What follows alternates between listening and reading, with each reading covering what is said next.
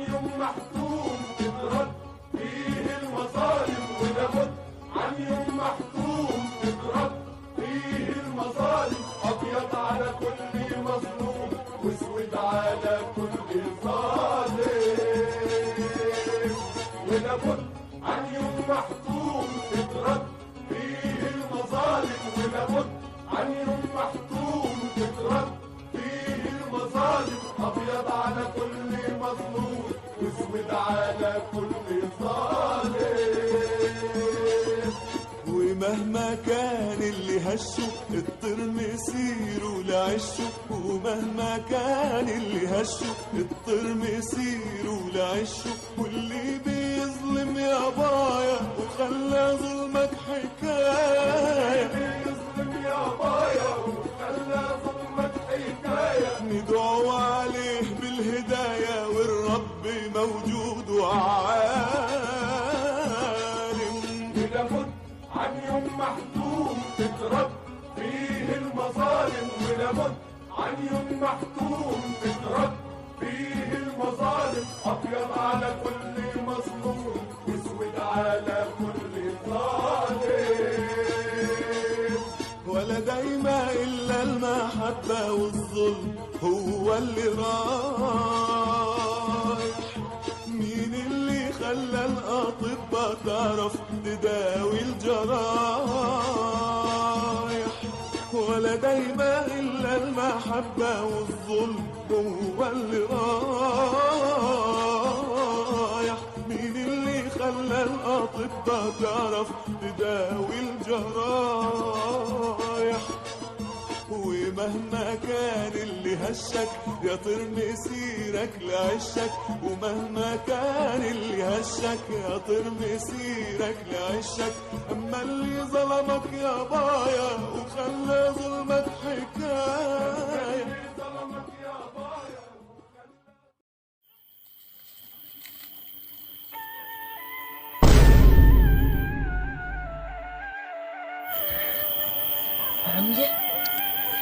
يا عمدة يا بوي، يا عمدة يا بوي، يا بوي، يا عمدة يا بوي، يا بوي، يا عمدة يا بوي، يا بوي، يا بوي، يا بوي، يا بوي، يا بوي، يا بوي. يا ولدي يا ولدي، العمدة جاي على هنا. اهرب يا ولدي، العمدة جاي يقتلك. اهرب يا ولدي، خد اختك. لا مش اهرب يا لا ولدي. لا لا مش هسيبك، اهرب يا مش ولدي. هسيبك يا ابوي، لا لا لا، اهرب يا ولدي. مش هسيبك يا ابوي. خد خيتك واهرب، خد خيتك واهرب يا ولدي، خد خيتك واهرب. العمدة هيقتلك انت وخيتك. اهرب يا ولدي، العمدة جاي يقتلك. اهرب يا ولدي، خد اختك واهرب. اهرب يا ولدي، اهرب. اهرب يا ولدي، اهرب يا ولدي، اهرب يا ولدي، اهرب يا ولدي. خد خيتك واهرب، خد خيتك واهرب يا ولدي، خد خيتك واهرب. العمدة هيقتلك انت وخيتك. خد خيتك واهرب يا ولدي، خد خيتك واهرب، خد خيتك واهرب يا ولدي.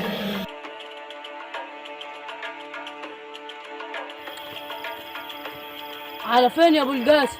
خد رايح فين؟ عايز ايه يا عمدة؟ اللي عرفك ان العمدة يا ضرير؟ انا يا عمدة توه عن الدنيا كلتها ولا توش عن دخلتك عليا. دخلتك عليا بتفكرني بحاجات عفشة اتدفنت تحت التراب من سنين. طب كويس انك ما نسياش ولد اللي تحت التراب اللي انت قتلته. لساتك فاكر ان انا اللي قتلت ولدك؟ السنين دي كلتها ما عرفتكش مين الخاين الحقيقي. الخاين انا عارفه من سنين. ولما انت عارفه ومتوكد منه ما خدتش بطارك منه ليه من زمان؟ طاري ده هاخده من ولده وهحرق قلبه زي ما حرق قلب زمان على ولدي. ابعد عن ولدي يا رسلان، ولو عايز تاخد بطارك انا قدامك اهو. ما انت قدامي من زمان ومخلي ولدك عايش في بلد تاني عشان ما طلوش. بس بالصدفة كده عرفت ان مرتك خلفت امبارح وماتت، بس اللي ولدته عايش عشان الحرقة تبقى 2 على ولدك وبنتك. واكيد الواد جه يحضر عزمه، يبقى اكيد ولدك جوه. بكفاياك بقى اللي عملته فيا زمان، خلتني اعيش عمره كله في الضلمة. حتى ولد اللي انا معرفش شكله عايز تحرمني مني وتقتله. بكفاياك بقى. امال لو ما كنتش اخوك ولد امك وابوك كنت عملت فيا ايه؟ والمرسى والعباد ما كنت عملت فيك حاجة. كان ناس زمان انا حطيت مية النار في عينيك ليه؟ عشان اعميك، عشان انت كنت الكبير. يعني بعد ابويا ما يموت كنت انت اللي هتبقى العمدة، فكان لازم اعمل لك عاهة عشان ما تبقاش العمدة. وابوك مات وانا بقيت العمدة وكرشتك من السرايا. وبقت السرايا ملكاني وحدي. كل ده ومش بكفاياك. ما انا لما كرشتك من السرايا حبيت تنتقم مني فقتلت ولد الكبير. لساتك مصمم ان انا اللي قتلت ولدك. طب اسمعني زين بقى يا اخوي، ولدك اللي انت جاي تاخد الطار ونافش ريشك عليه ده ما يبقاش ولدك ولا يبقى من صلبك. اقتل خشمك، انت بتقول ايه؟ بقول اللي سمعته.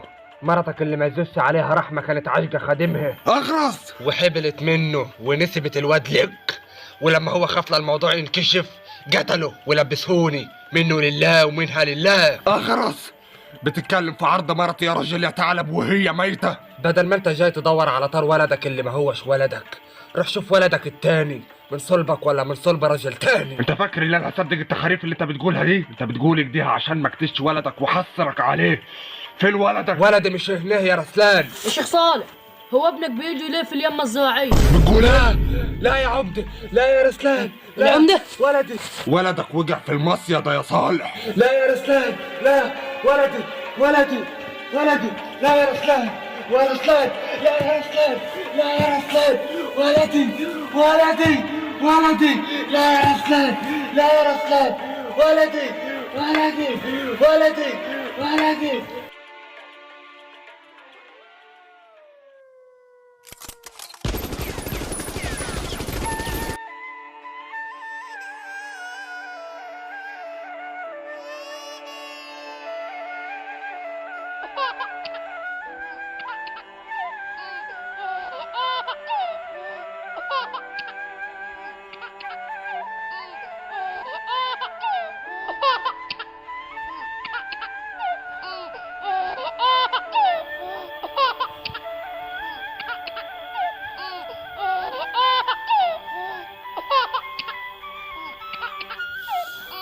هاخدك بدل اللي ابوكي قتله، ولو انك ما تجيش حاجة في ضفره لانه كان راجل وانت بنية.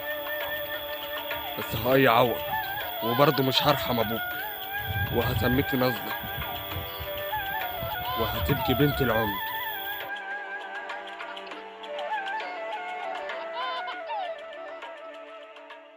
يا رب، يا رب احمي كل غايب، يا رب، يا رب احمي كل غايب ورجعه بألف سلامة يا رب، يا رب.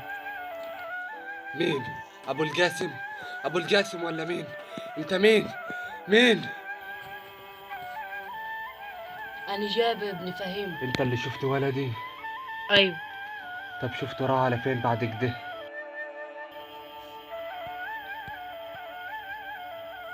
أنا كنت جاي أديك حاجة.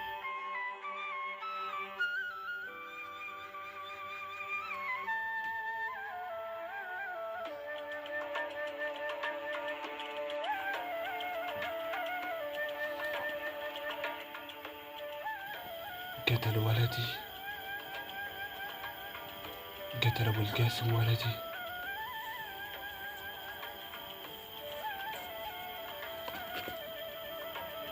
قتلوك يا حبة عيني، قتلوك يا قلبي، قتلك الخسيس. قول لي يا ولدي، البنت الصغيرة اللي كانت معاه ودوها فين؟ مش عارف هم ودوها فين. انت القادر على كل شيء يا رب، انت القادر على كل شيء يا رب. كل ظالم وله نهاية، كل ظالم وله نهاية. حسبي الله ونعم الوكيل. كل ظالم وله نهاية. يا رب رجع حقي ولدي يا رب، يا رب رجع حقي وحق ولدي يا رب.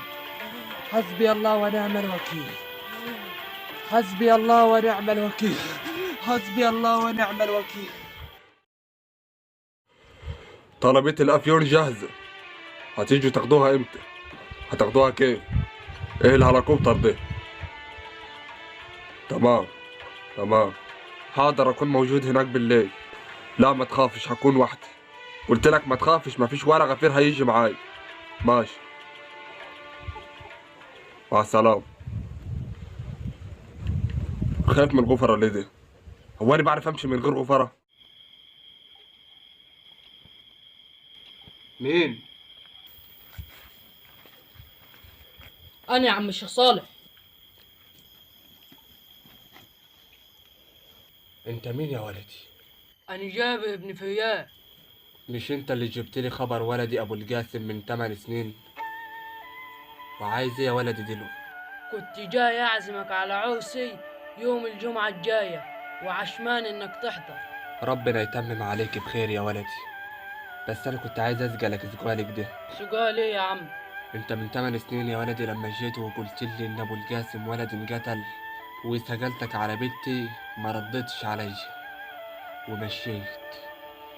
انا عايز اعرف دلوقتي يا ولدي، بنتي راحت فين؟ ماتت ولا عايشة؟ أنا أعرف بنتك راحت فين. وليه خبيت عليا يومها انك تعرف هي فين؟ بصراحة يا شيخ صالح أنا خفت يومها عليك. خفت عليا ليه يا ولدي؟ خفت عليك من العمدة رسلان. وايه اللي دخل العمدة رسلان في خوفك عليا؟ علشان العمدة رسلان هو اللي خد بنتك يومها. وما قلتليش ليه يومها ان العمدة هو اللي خد بنتي؟ خد بنتي وداها على فين؟ قتل أبو القاسم ووطش لها ومشي. ماشي يا ولدي، ربنا يتمم عليك بخير يا رب، والنبي ترجع لي بنتي سلمى غنمة يا رب، انت القادر على كل شيء يا رب.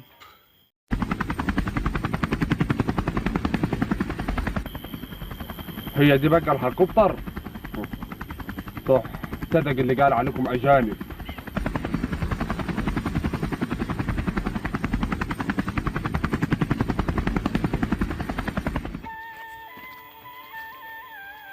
كيفك يا شيخ صالح؟ بخير يا بنتي. أنا جبت لك الوكل. هو انت مين يا بنتي؟ أنت مش عارف صوتي؟ مش انت البناية اللي بتجيب لي وكل كل ليلة؟ أني نظمة. انت يا بنتي كل يوم بتجيبي لي وكل وانا ما اعرفش انت بنت مين. هو انت بنت مين؟ مش لازم تعرف أنا بنت مين. ليه بقى؟ لو عرفت أنت هتكرهني وما هتخلينيش أجي هنا تاني. ليه بقى؟ لازم اعرف. أنا بنت العمدة. بنت العمدة؟ والوكل ده من دار العمدة؟ يحرم عليا الوكل ده. اطلعي برا يا بنيتي، اطلعي برا.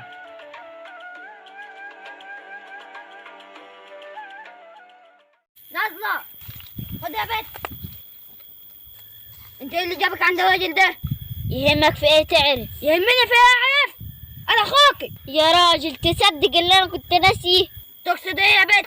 اقصد اللي انا عمري ما حسيت اللي انت اخوي، ولا انا عمري حسيت اللي انت خيتي. انت عايز ايه دلوقتي؟ انا عايز اعرف ايه اللي خلاك تروح عند الراجل ده، وانت ايه اللي مزعلك اللي انا رحت عند الراجل ده؟ عشان الراجل ده ابوك بيكرهه. هات لحد في النجع كلته ابوك مش بيكرهه، وانا اقف معاه واتحدد معاه. لو دورت من هنا للسنة الجاية مش هتلاقي حد يحب ابوك ولا ابوك بيحب. ما سجلتش نفسك ليه كده؟ لان ابوك ظالم ناب اراد الناس بالباطل. انت اللي محسساني ان هو ابوي وحدي، ما هو ابوك كمان. كنت اتمنى اللي هو يبقى ابوك وحدك وما يبقاش ابوي، بس اقول ايه بقى، محدش بيختار ناسه. ومالها ناسك يا بنت العمدة رسلان؟ اوسخ ناس في الناجع. انت نفس البايع، ما انتش راجل.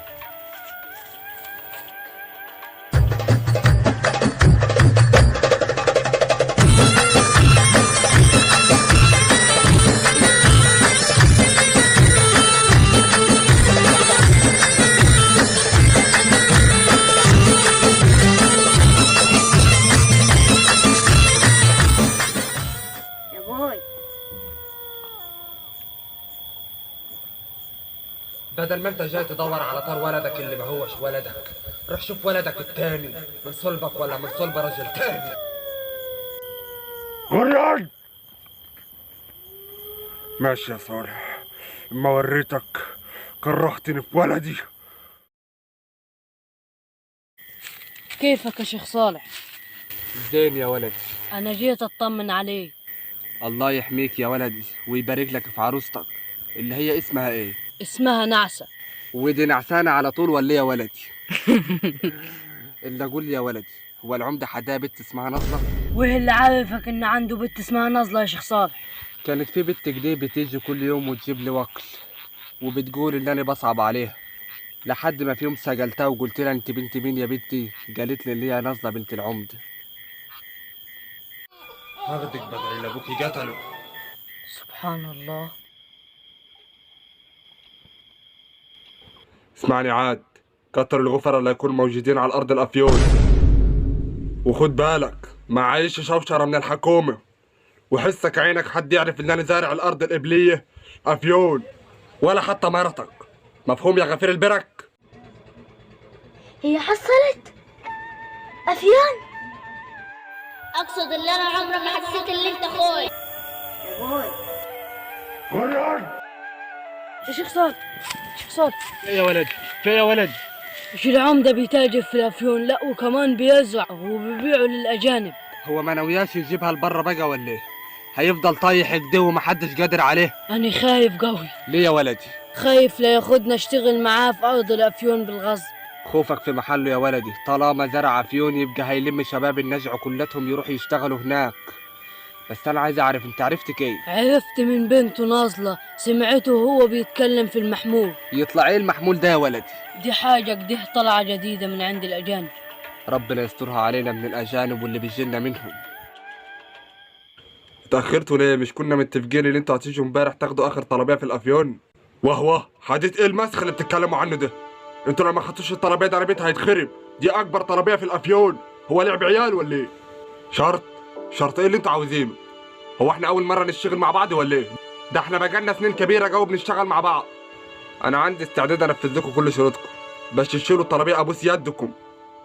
بس أعرف إيه هو الشرط الأول. وهو بتقول إيه؟ تتجوز بنتي؟ كيف تتجوز بنتي وانت حداك 50 سنة؟ انا بنتي لساتها صغيرة، حداها 8 سنين، كيف يعني؟ ولا اقول لك على حاجة؟ انا موافق، بس تنسى بقى السعر القديم وتعمل سعر جديد. ده انا هديك الطلبية وفوقها بنتي. أنا لازم أعرف الشيخ صالح إن بنته هي نازلة بنت العمدة. أخاف للعمدة يعرف إن أنا اللي قلت له، ويعرف إني شفته يومها ويقتلني، وانا بقى مسؤول مني مرض. ما عرفش اعمل ايه. الشيخ صالح صعبان عليا قوي.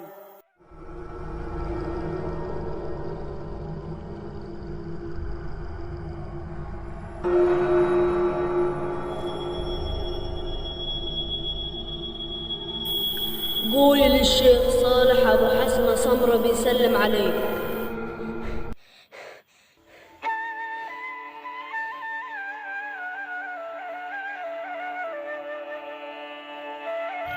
بعت لك الغفير ديك النهار وما جيتش، قلت اجي لك انا، وانت خابر زين لما العمده يبعت لحد وما يجيش ايه اللي بيحصل له. بس انا هسامحك المره دي عشان انت لسه عريس.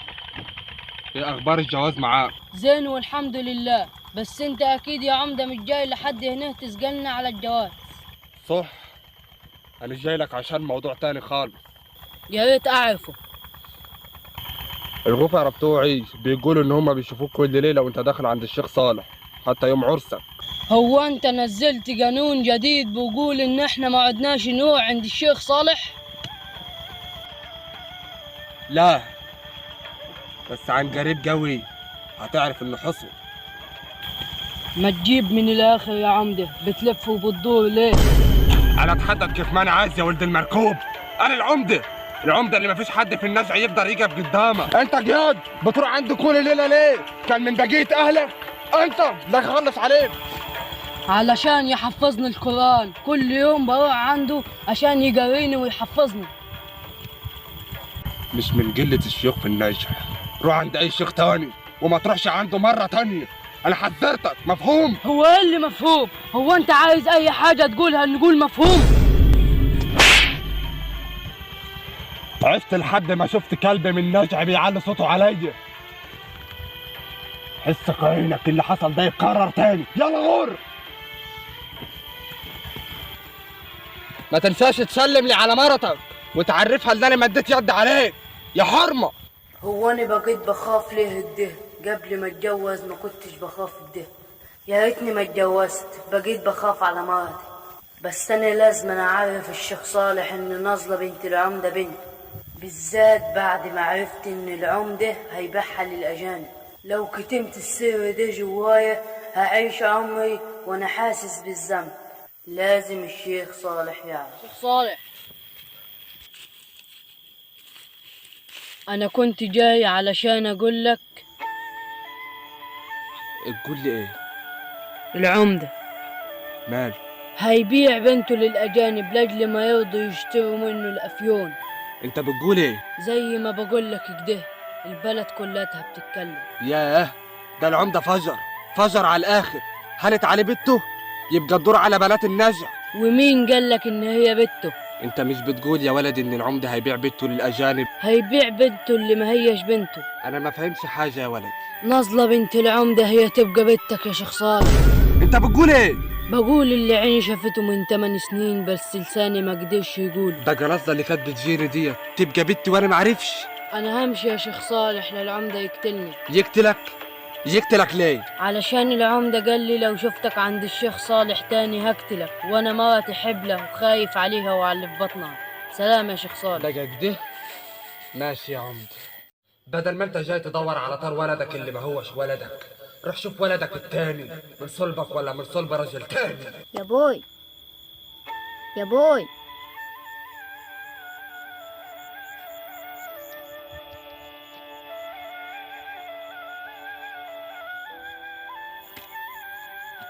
كيف الديابة مش في العتمة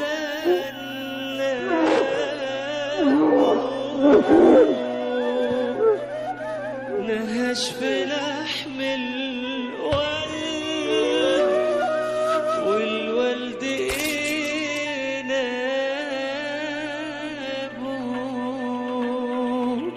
من اللي فاكره ضاع غير جرح من هم خاينة الجحود صار.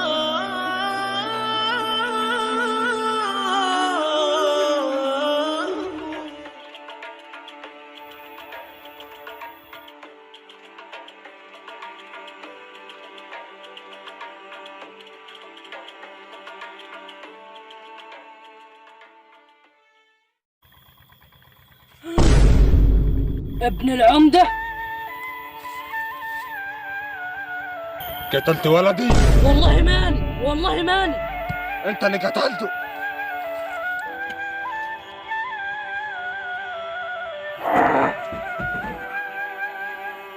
اللي قتل ولد العمدة لازم يبقى محبوس. عارف، انا اللي قتلت ولدي وهلبسها لك عشان النجع ما يقولش العمدة قتل ولده ويقولوا ان خسيس زيك هو اللي قتله.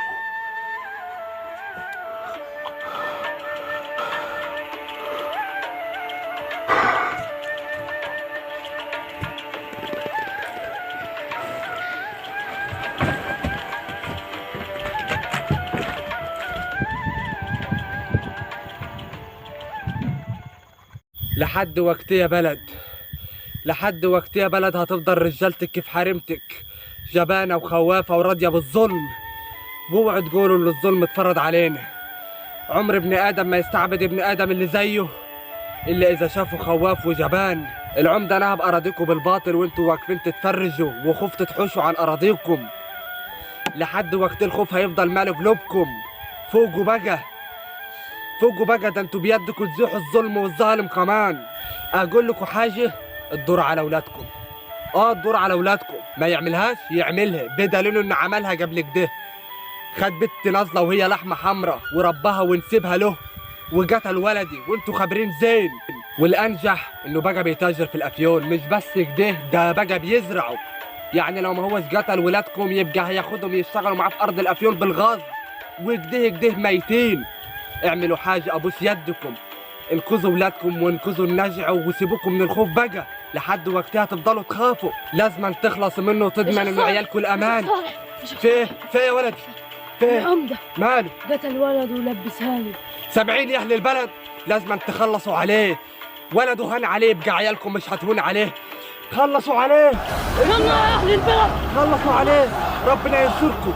خلصوا عليه، ربنا ينصركم.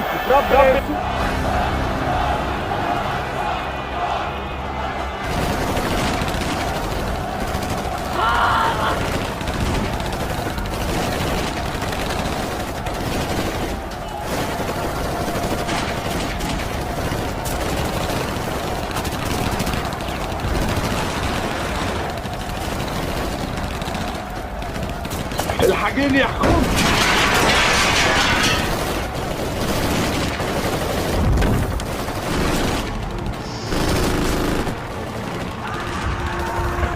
يا هلا بالمعارك.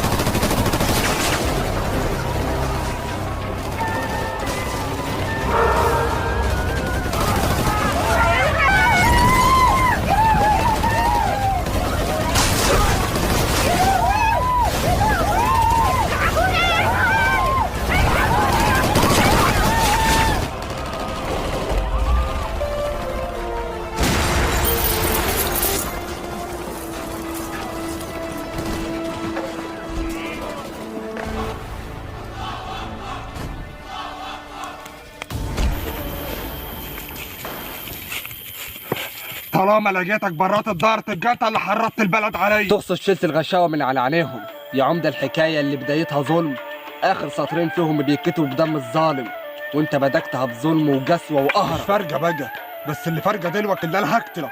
سيبك من الحديد الماسخ ده، ولو عايز نهدي أهل البلد عليك عيش بما يرضي الله ورجع لي بنت نظلة. نظلة دي بنتاني. بطل كدب يا عمدة، ما بقاش حداك اللي تكذب عشانه. سراتك زمانها دلوقتي مولعك بجهنم اللي هشوفها في اخرتك. اعمل حاجه مره واحده زينه في حياتك ورجع لي بنتي، انا محتاج لها وهي محتاجه لي. انا هقتلك وهبيع بنتك للاجانب. سلام على اللسان الحج والتراب، مرضيش يعيشها جبان وقافل عليه بابه، قلبه حديد ما يخاف لو حتى إصابه، راجل من صلب راجل الكل بيهابه، والحق ما يعرفش يموت لو يخفوا صوت يجي ألف صوت. عندك انت فاكر انك هتهرب يا عمدة؟ نظلة فاكر ان الشيخ صالح محدش هيجيب له طاره؟ ما تصدقوهوش، انت مش بنته، انت بنت تاني.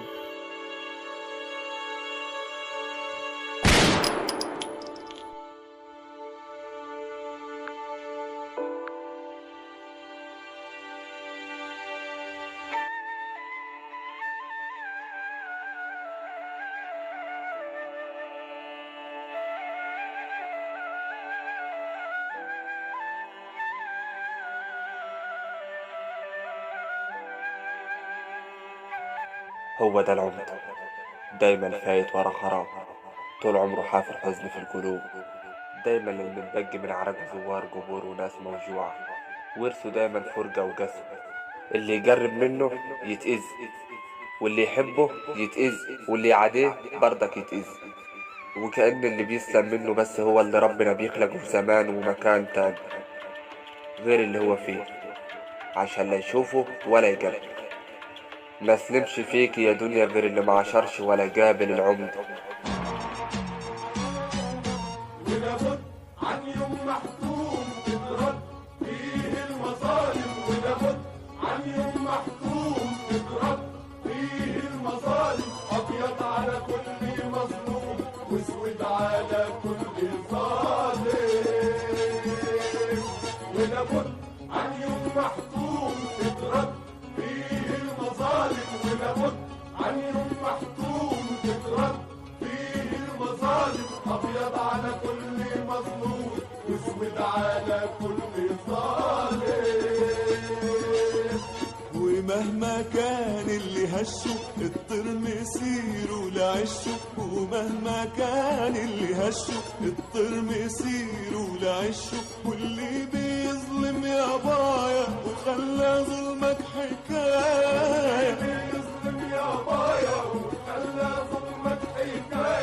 ادعوا عليه بالهداية والرب موجود وعال.